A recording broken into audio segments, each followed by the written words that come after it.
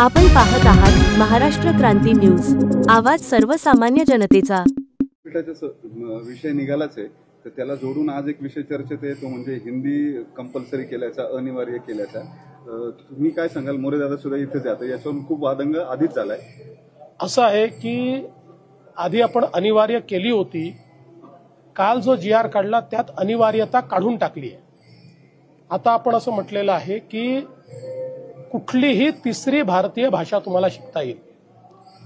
3 भाषेचं सूत्र नवीन जे काही शैक्षणिक धोरण आहे त्यांनी केलं।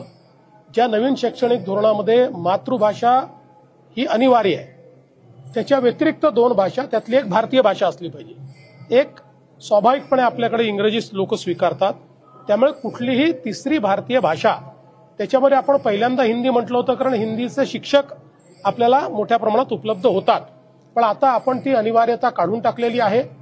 कुठलीही भारतीय भाषा तिसरी भाषा म्हणून शिकता येईल। त्याकरता 20 विद्यार्थी असले तर शिक्षक देखील दिला जाईल, ऑनलाईन पद्धतीने देखील ट्रेनिंग दिलं जाईल।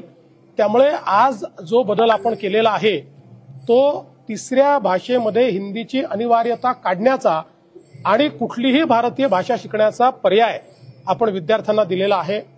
मला एकच गोष्ट सांगायची आहे की आपण सगळे लोक इंग्रजीचा पुरस्कार करतो आणि भारतीय भाषांचा तिरस्कार करतो, हे योग्य नाहीये। भारतीय भाषा इंग्रजीपेक्षा चांगल्या आहेत। ठीक आहे, आता इंग्रजी व्यवहार भाषा झाली आहे, पण या नवीन शैक्षणिक धोरणाने सगळ्यात महत्त्वाचं काम जर काही केलं असेल तर मराठीला ज्ञानभाषा बनवण्याचा मार्ग खुला केलाय।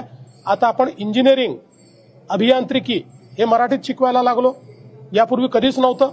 नवीन शैक्षणिक धोरणामुळे आपले डॉक्टर जे बनतायत वैद्यकीय क्षेत्रात ते मराठीमध्ये बनतायत, MBA मराठीमध्ये बनतायत। म्हणजे नवीन शैक्षणिक धोरणाने मराठीला वैश्विक भाषा, ज्ञानभाषा आणि अर्थकारणाची भाषा बनवण्याचं दालन उघडं केलंय आणि महाराष्ट्र सरकारने ते स्वीकारलेलं आहे।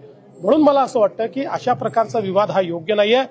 आपण तुम्ही जर तोच GR बघितला असेल तर त्यात सांगितलंय कुठल्याही प्रकारची शाळा असो मराठी अनिवार्यच असेल, ते मराठीला पर्याय नाहीये, हिंदीला मात्र पर्याय दिलेले आहेत। कुठलीही भारतीय भाषा ज्याला जी शिकायची ती शिकता येईल।